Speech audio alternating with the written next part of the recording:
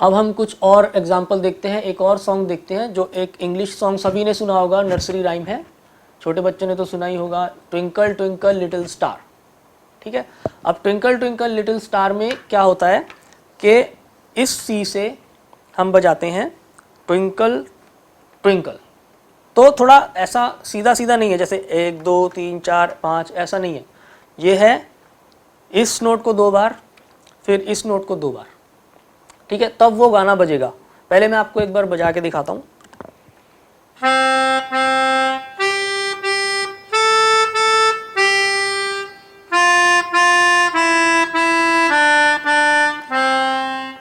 ठीक, तो जब हम इस गाने को सीखेंगे अभी नेक्स्ट क्लासेस में, तो आप इस गाने को सरगम से सीखेंगे, जैसे सा सा पा धा पा मा गा गा रे सा, या फिर किसी सॉन्ग को हम वेस्टर्न नोट्स में यानी कि सी डी ई एफ में सीखेंगे, C C G A G F F E D D सी।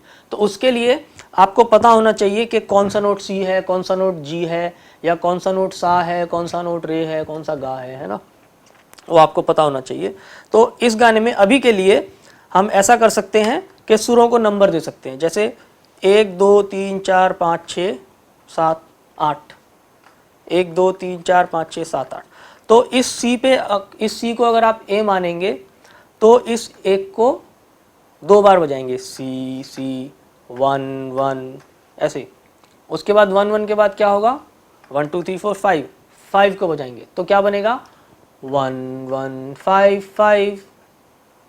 ठीक है, फिर 6 नोट को बजाएंगे, 6 6 फिर 5, तो क्या बनेगा 1 1 5 5 6 6 5। उसके बाद 4 4 3 3 2 2 1। ठीक है, तो आप अगर ये काउंटिंग याद कर लेंगे 1 1 5 5 6 6 5 4 4 3 3 2 2 1, है ना, जिस नंबर का नोट है उस नंबर को बजाना है। एक बार फिर से देखिए,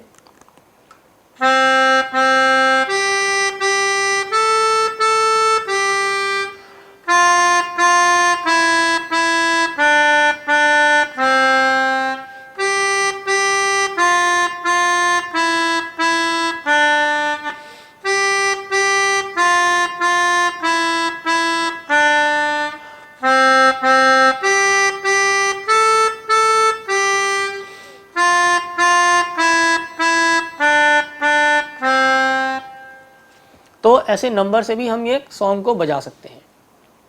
तो आपने देखा कैसे हम रैंडमली, मतलब कि ऐसे एक के बाद एक नहीं, कुछ भी नोट कहीं पे भी बजा रहे तो एक गाना निकल रहा है उससे, और उस पर्टिकुलर सॉन्ग के लिए, जैसे ट्विंकल ट्विंकल है, या अभी आपने दूसरा गाना देखा एक प्यार का नगमा है, उस गाने के जो सुर हैं वही सुर हमको बजाने होते हैं, तभी वो गाना निकलता है। ठीक है, हाँ ठीक है। और एक चीज़ और कि गाना इसको बजाने के लिए, कीबोर्ड को बजाने के लिए, अगर आप गाना थोड़ा बहुत नहीं गाते हैं तो वो ठीक बात नहीं है, आपको थोड़ा थोड़ा सिंगिंग भी करनी चाहिए कीबोर्ड बजाने के साथ साथ। तो सिंगिंग करने के साथ साथ जब आप कीबोर्ड सीखते हैं या बजाते हैं तो वो आप और बेटर तरीके से कर पाते हैं। आपने मेरे को देखा, मैं भी थोड़ा थोड़ा गा रहा हूँ, है ना। तो इससे क्या, अब पहले हम क्या करेंगे कि हम देखेंगे कि ये जो साउंड है इसको हम कैसे गा सकते हैं, किसी भी सुर को हम कैसे गा सकते हैं, उसको ठीक तरीके से कैसे गाएंगे, उसको सही सुर को सही गाना क्या है और सुर को गलत गाना क्या है। देखिए, अगर मैं इस सुर को बजाऊं और मैं इसी स्वर को गाऊं तो कैसे गाऊंगा, ला ला। अब मैं यही स्वर इसी फ्रीक्वेंसी पे गा रहा हूं, ला। मेरी आवाज़ और जो ये स्वर है इसकी दोनों की आवाज़ बिल्कुल मैचिंग करनी है हमको। आप भी गा सकते हैं मेरे साथ। देखिए, इस स्वर को गाइए, और गाने के लिए क्या करना है, पहले उसकी साउंड को बहुत ध्यान से सुनना है कि ये कितना ऊंचा कितना नीचा है क्या है, फिर उसी के हिसाब से उसको ला ऐसे करके मैचिंग बिल्कुल मिला लेना है आपको, ठीक है। क्यों? क्योंकि आपको कीबोर्ड बजाने के लिए सिंगिंग बहुत ज़रूरी है, ये याद रखिए। Singing is very important for playing any instrument, even drums. अगर ड्रम्स भी आप बजाते हैं तो भी सिंगिंग आप करेंगे तो आप बेटर बजा पाएंगे, ठीक है। अब आपको एक दूसरा सुर दिखाता हूं मैं, ये थोड़ा नीचा सुर है, तो इसको गाने के लिए हम क्या करेंगे, पहले इसको ध्यान से सुनेंगे।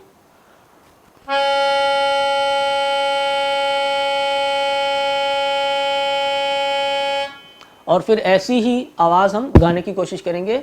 आ बोल सकते हैं, ला बोल सकते हैं, आ,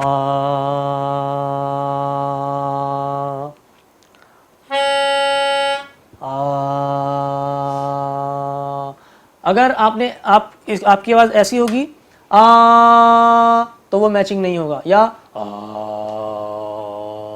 ये बहुत नीचा हो गया, ठीक है। तो सुर मिलाना हमने सीखना है कि कैसे सुर मैचिंग करना है, मिलाना कैसे है। ये नहीं मिल रहा है, ये भी नहीं मिल रहा है, कौन सा मिल रहा है, ये वाला,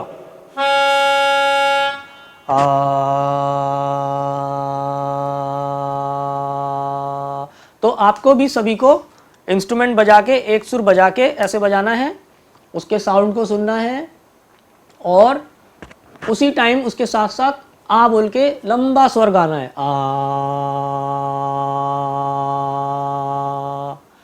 ये मैं आपको एक्सरसाइज बता रहा हूँ जो कि इंस्ट्रूमेंट प्लेइंग के लिए है। फिर दूसरा सुर कोई और ऐसे रैंडमली स्वर बजाना है,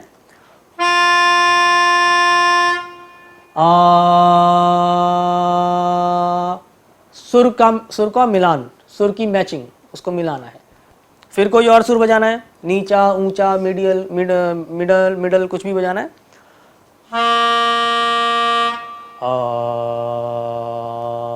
कुछ सुर ऐसे होंगे जिन सुरों में आपकी वॉइस नहीं जाएगी, तो उन सुरों को आप छोड़ देंगे, बाकी मोस्टली नोट्स में ज़्यादातर सुरों में आपकी आवाज़ मिल जाएगी, ठीक है। अच्छा, तो इसमें एक तो हो गया कि सुर के क्या क्या हम इसमें करते हैं। हम लोग एक्सरसाइज करते हैं कीबोर्ड प्लेइंग में, हम लोग सॉन्ग्स बजाते हैं, ठीक है। इसके साथ साथ हम थोड़ी थ्योरी भी सीखते हैं, जैसे मैंने आपको बताया 12 स्वर होते हैं और scales, major scale, minor scale भी होते हैं, कुछ मेजर स्केल होते हैं। स्केल यानी कि सारे गामा पादा नी सा, सा नी धा पा मा गा रे सा। तो ये हुआ हमारा थ्योरेटिकल पार्ट, ठीक है, जिसमें हम आपको बताते हैं कि ये सुर ऐसा है, ये शार्प है, ये फ्लैट है, और ये शुद्ध स्वर है, ये एक कोमल स्वर है, ये तीव्र स्वर है। ये थ्योरेटिकल पार्ट हो गया। तो प्रैक्टिकल पार्ट क्या हुआ कि हम जब सॉन्ग बजाना सीखते हैं, कोई गाना बजाते हैं या कोई एक्सरसाइज बजाते हैं, वो प्रैक्टिकल पार्ट हो गया। कोई अलंकार हम बजाते हैं, तो ये अलंकार, एक्सरसाइज, ये चीज़ें आ गई एक्सरसाइज वाले सेक्शन में, ठीक है। कोई स्केल हम सीख रहे हैं तो वो भी एक्सरसाइज वाले सेक्शन में आ गया। उसके बाद थोड़ा थोड़ा हम संगीत के लिए जो ताल है वो भी बहुत इंपॉर्टेंट है। जैसे अभी मैंने आपको बताया गायन, सिंगिंग बहुत ज़रूरी है, ऐसे ही ताल शब्द आपने सभी ने सुना होगा। जैसे कोई तबला बजाते हुए किसी को आप देखते हैं, या किसी को ड्रम्स बजाते हुए देखते हैं, या ढोलक, ठीक है, ये सारे ताल वाद्य हैं। तो ये ताल वाद्य आपको नहीं सीखना है, लेकिन ताल के बारे में आपको जानकारी लेनी है। उससे क्या होगा कि आप जब इंस्ट्रूमेंट अपना बजाएंगे, जब आप म्यूज़िक बजाएंगे, तो वो आपका म्यूज़िक अच्छा साउंड करेगा, अच्छा सुनाई देगा सबको, अगर आप ताल को सीख के बजाएंगे। अगर आप बिना ताल के बजाएंगे तो वो बेताला सुनाई देगा, यानी कि उसमें एक अच्छा म्यूज़िक पैदा नहीं होगा, ठीक है। मैं आपको एग्जांपल दे सकता हूँ। पहले मैं आपको एक गाना बजा के सुनाता हूँ। जैसे मैंने आपको अभी सुनाया था, एक प्यार का नगमा है, वो सॉन्ग पहले देखिए। अगर आप ताल के हिसाब से बजाएंगे तो कैसे बजेगा, और विदाउट रिदम यानी कि बिना ताल के बजाएंगे तो कैसा लगेगा, आप देखिए।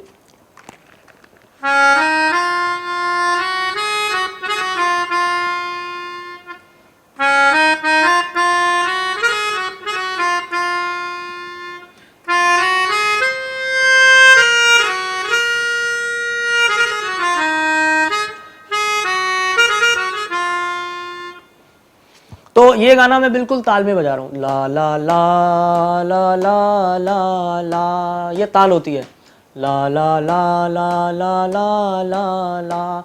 अब इसको अगर मैं ऐसे बजाऊंगा, एक प्यार का नगमा है, तो इसमें ताल नहीं है, इसमें ये जो ताल साथ साथ में जो काउंटिंग है वो नहीं है। तो वो कैसे सुनाई देगा?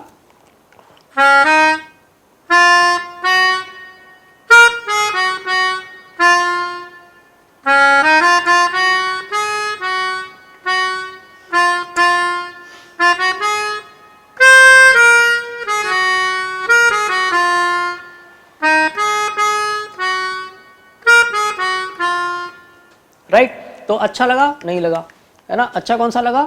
जो पहले मैंने ताल में बजाया था, उसको मैं ताल के हिसाब से बजा रहा था, तो वो सुनने में अच्छा लग रहा। सिंपल है, अगर आपका सुर ठीक है प्लेइंग में, आपका ताल ठीक है, तो म्यूज़िक अच्छा लगेगा, आप अच्छा म्यूज़िक बजाएंगे। अगर आपका सुर ठीक नहीं है, आपकी ताल ठीक नहीं है, तो आपका म्यूज़िक बिल्कुल भी अच्छा साउंड नहीं करेगा। ठीक है, तो कुछ हम ताल के बारे में थोड़ा थोड़ा सीखेंगे कीबोर्ड प्लेइंग के साथ साथ। जैसे उसका भी मैं आपको एक एग्जांपल देता हूँ कि हम क्या करेंगे, काउंटिंग्स लेंगे, क्योंकि हमको तबला तो सीखना नहीं है अभी, यहाँ पे हम काउंटिंग लेंगे और काउंटिंग की प्रैक्टिस करेंगे। ठीक है, कुछ लोगों को लग सकता है काउंटिंग की प्रैक्टिस बहुत आसान होगी, लेकिन आसान नहीं है। उसको एकदम ताल में, जैसे 1 से लेके 4 तक आप काउंट करें और 1 पे ताली दें, ऐसे 1 2 3 4, 1 2 3 4, 1 2 3 4, या ऐसे ताली बजा सकते हैं 1 2 3 4, 1 2 3 4, 1 2 3 4, 1 2 3 4। ये अभी हम एक बहुत बेसिक चार की गिनती कर रहे हैं और 1 पे ताली बजा रहे हैं, 1 2 3 4, 1 2 3 4। अब इसका भी एक तरीका है, कैसे भी नहीं कर देना इसको एक इवन रिदम में, यानी कि एक बराबर स्पीड में इसको करना है। ऐसे करना है 1 2 3 4, ये आपको सबको प्रैक्टिस करना है। 1 2 3 4, 1 2 3 4, 1 2 3 4, मेरे साथ कर सकते हैं आप। 1 2 3 4, 1 2 3 4, 1 2 3 4, 1 2 3 4। तो इससे हमको अभी ताल सीखने को मिल रहा है। तो हम क्या करेंगे कि अभी हमको ऐसे नहीं करना, देखिए मैं आपको गलत तरीके से भी करके दिखाता हूं जो आपको नहीं करना है। 1 2 3 4, 1 2 3 4, 1 2 3 4, 1 2 3 4, 1 2 3 4, 1 2 3 4, ये आपको नहीं करना है। आपको क्या करना है, बराबर इक्वल इक्वल इक्वल एकदम। 1 बोलेंगे, 2 बोलेंगे, 3 बोलेंगे, 4 बोलेंगे, बराबर लय में बोलेंगे। 1 2 3 4, 1 2 3 4। और बिल्कुल सिंपल है, आपको क्लैपिंग करनी है 1 पे। 1 2 3 4, 1 जैसे मैं कर रहा हूं वैसे कर सकते हैं। 1 2 3 4, 1 2 3 4। इससे क्या होगा कि जिन बच्चों का लय उतना पक्का नहीं है, उनका लय पक्का हो जाएगा, उनकी ताल पक्की हो जाएगी। ठीक है, तो ये एक एक्सरसाइज है। और लय पक्की होने के बाद जब आप गाना बजाएंगे तो वो भी आप प्रॉपर लय में बजाएंगे, जैसे 1 2 3 4।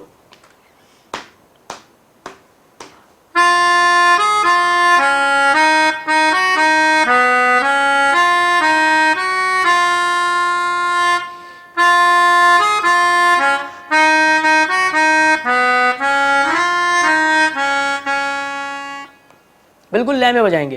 1 2 3 4, ला ला ला ला ला ला ला ला ला ला ला ला ला ला।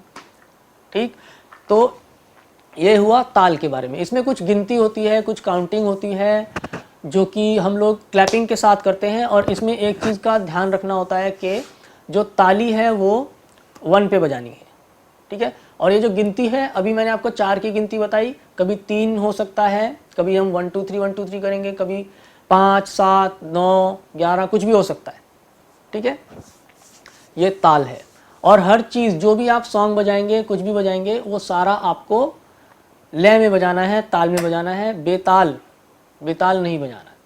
ठीक है, जैसे जैसे नोट्स आप बजाएंगे, उन नोट्स को बिल्कुल सही उन्हीं नोट्स को फॉलो करना है, जो जो नोट्स उस गाने के नोट्स हैं या उस एक्सरसाइज के या उस स्केल के जो जो नोट्स हैं, उन नोट्स को आपको फॉलो करना है। जैसे अभी हमने देखा कि इसमें मैंने आपको स्वर बताए, सी किसको बोलते हैं, डी किसको बोलते हैं, शार्प किसको बोलते हैं। ऐसे ही हमारे हिंदुस्तानी शास्त्रीय संगीत में स्वर हैं, कोमल स्वर हैं, तीव्र स्वर हैं, तो उसके हिसाब से भी हम सीखेंगे कि कीबोर्ड में वो कैसे बजाए जाते हैं। उसको सरगम बोला जाता है। सरगम में 7 स्वर हैं, सा रे गा मा पा धा नी, 7 स्वर हैं जिसको कि शुद्ध स्वर बोला जाता है। सा रे गा मा पा धा नी बजाने के लिए हम इसी सी को लेंगे और इस सी से ये जो नोट्स हैं इसके नीचे वाला ये सी नोट है, अब ये बन गया हमारा सा। यहाँ से हम शुरू करेंगे सा रे, एक के बाद एक बजाते जाएंगे। ये जो नीचे के स्वर हैं इनको एक के बाद एक हम बजाते जाएंगे। सा रे गा मा पा धा नी और फिर से वही सा। ठीक है, बजा के दिखाता हूँ मैं।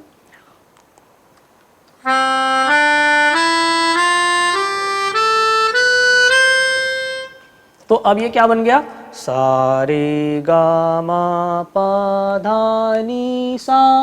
और इसी को वापस आते हुए बजाएंगे, सा नी धा पा मा गा रे सा। जब इसको हम बजाएंगे तो हैंड पोजीशन भी वही रखनी है जैसे आपको अभी बताई थी मैंने, 1 2 3 1 2 3 4 5, 1 2 3 1 2 3 4 5, 5 4 3 2 1 3 2 1। और बजाते बजाते साथ में हम गाएंगे भी, सा रे गा मा पा धा नी सा। और क्या करेंगे, गाते समय हम ध्यान रखेंगे कि हमारी आवाज़ इन सुरों से मिले, बेसुरा ना हो। ठीक है, सा रे गा मा पा धा नी सा। अब इसको सीखने से क्या होगा, कुछ लोग ये भी पूछ सकते हैं कि इसको बजाने से क्या होगा। इसको बजाने से आपको स्वर ज्ञान होगा, सुरों का ज्ञान होगा। उससे क्या होगा, उससे आप जो गाने हैं, सॉन्ग्स हैं, या आप जो भी म्यूज़िक बजाएंगे उसके पीछे के जो स्वर हैं वो आप पकड़ पाएंगे। ठीक है, सॉन्ग्स के पीछे कुछ स्वर होते हैं, उसको आप पकड़ पाएंगे। अब आप पूछेंगे कि ये सॉन्ग के पीछे स्वर क्या होता है ना, तो वो मैं आपको दिखाता हूँ। जैसे कोई भी गाना आप ले लीजिए, जैसे मैंने ट्विंकल ट्विंकल लिटिल स्टार बजा के दिखाया, तो ये देखिए,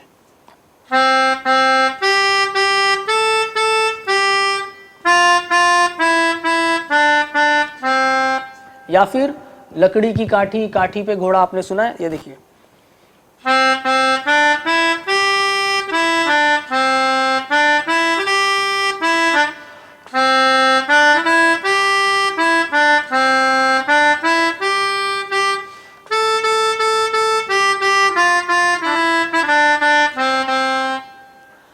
अब ये जो गाना है अभी जो आप सुन रहे हैं, या आप जब बजाएंगे तो सुनते टाइम या बजाते टाइम आपको साउंड सुनाई देता है, लेकिन उसके पीछे स्वर छुपे होते हैं। स्वर कैसे छुपे होते हैं, हमने क्या बजाया, सा सा सा रे गा, ये सा है, ये रे है, ये गा है। तो हमने गाना जब बजाया तो हमने बजाया सा सा रे गा। ठीक है, तो ये गाने के पीछे के स्वर हैं, सा सा रे गा पा गा रे। जो मैं गा रहा हूँ वही स्वर बजाएंगे तो ये गाना निकलेगा, ये गाने की जो ट्यून है वो निकलेगी। सा सा रे गा पा गा रे, सा रे गा पा गा रे, सा रे गा पा गा रे, सा रे गा पा पा। फिर धा धा धा धा पा पा मा मा गा गा रे सा सा।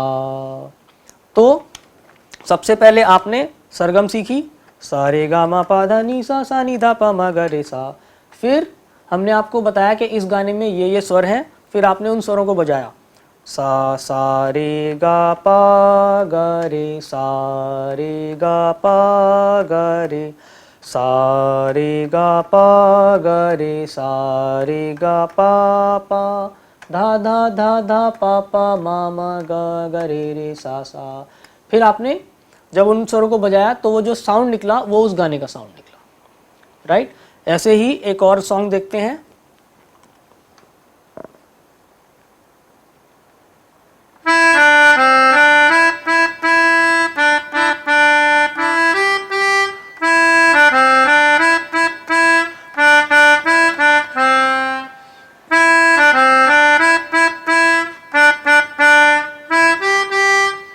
तो इस गाने के पीछे भी स्वर है, हर गाने के पीछे स्वर है। इसके पीछे क्या स्वर है? गा रे सा रे गा गा गा। ये सा से शुरू नहीं है, ये गा से शुरू है। तो हमारा गा कौन सा है? 1 2 3, ये हमारा गा है। तो हम बजाएंगे गा रे सा रे ला ला ला ला गा गा गा रे रे रे गा पा पा गा रे सा रे गा गा गा रे रे गा रे सा। तो इस सरगम को जब हम बजाएंगे तो वो गाना निकलेगा, ठीक है। या आपने एक गाना सुना होगा, old MacDonald had a farm, ऐसे बजता है।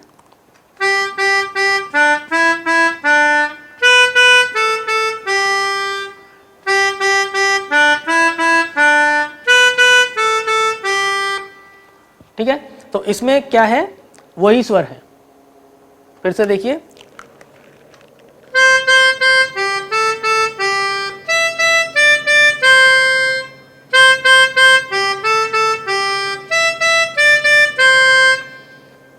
तो इसके पीछे भी सा सा सा पा धा धा पा गा गा रे रे सा, ऐसे स्वर हैं। हर गाने के पीछे स्वर है। तो सरगम, सरगम सीखना बहुत ज़रूरी है बजाने के लिए। और अभी हम क्या करेंगे, सरगम खाली यहीं से नहीं सीखेंगे, इसी सरगम को हम पूरे के पूरे 12 नोट्स, 12 नोट्स में हम इसको सीखेंगे। सी से सा रे गा मा पा धा नी सा, डी से सा रे गा मा पा धा नी सा, ई से सा रे गा मा पा धा नी सा। ऐसे ही हर सुर से हम इसको धीरे धीरे सीखेंगे, ठीक है। और बच्चों क्या होता है कि म्यूज़िक में अलग अलग तरीके की प्लेइंग होती है, कीबोर्ड में अलग अलग तरीके की प्लेइंग होती है। जैसे कुछ लोग इंडियन क्लासिकल यानी शास्त्रीय म्यूज़िक की प्लेइंग करते हैं, ठीक है। कुछ लोग वेस्टर्न म्यूज़िक यानी पाश्चात्य संगीत की प्लेइंग करते हैं। कीबोर्ड वही रहता है, आपकी प्लेइंग बदल जाती है। ऐसे ही हमारे जो फिल्मी गाने हैं, बॉलीवुड सॉन्ग्स हैं, वो एक अलग, उसको जॉनर बोला जाता है, वो एक अलग शैली है, एक डिफरेंट स्टाइल है, तो उसकी प्लेइंग थोड़ी सी अलग है। या और देखा जाए तो जैज़ म्यूज़िक है, रॉक म्यूज़िक है, उसकी प्लेइंग थोड़ी सी अलग हो जाती है, ठीक है। तो अलग अलग की बेसिक प्लेइंग क्या होती है कि बेसिक चीज़ तो क्लासिकल म्यूज़िक है। अच्छा, इसमें भी वेस्टर्न में अलग शास्त्रीय संगीत है और इंडियन में अलग शास्त्रीय संगीत है।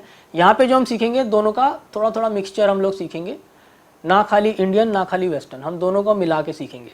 तो मैं आपको दिखाता हूँ, थोड़ा थोड़ा बताता हूँ कि क्या वेस्टर्न म्यूज़िक क्या होता है। वेस्टर्न म्यूज़िक में क्लासिकल कीबोर्ड प्लेइंग होती है या पियानो प्लेइंग होती है, जो कि ज़्यादातर तो पियानो पे चलती है, लेकिन कीबोर्ड पे भी बजाया जाता है। जैसे आपने कोई धुन, एक धुन आपने सुनी होगी, मैं आपको बजा के दिखाता हूँ।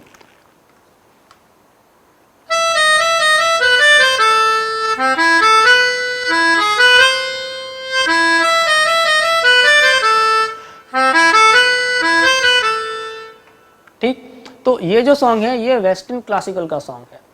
इसको जब हम कीबोर्ड पे बजाएंगे तो हम क्या कर रहे हैं, वेस्टर्न क्लासिकल म्यूजिक बजा रहे हैं, ठीक है। या और एक आपने धुन सुनी होगी इस टाइप की,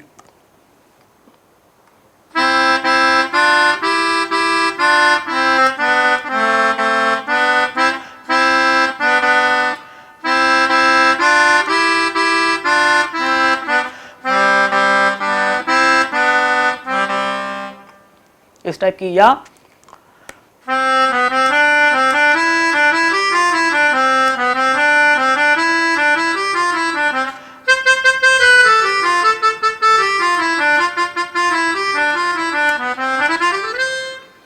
ये सब क्या हो गया कि ये सब वेस्टर्न म्यूजिक में है, वेस्टर्न क्लासिकल। वेस्टर्न में भी कई तरीके के हैं, इंडियन में भी कई तरीके के हैं।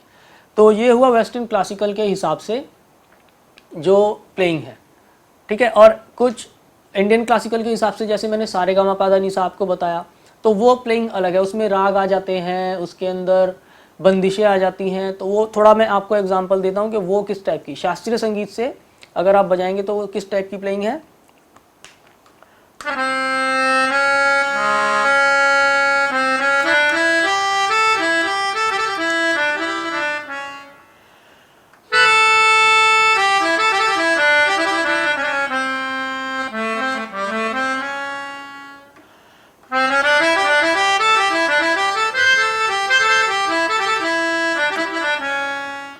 अब ये एक राग के तरीके से बज रहा है ना। तो ये हो गया इंडियन क्लासिकल के हिसाब से। उसकी प्लेइंग भी थोड़ी थोड़ी अलग होती है।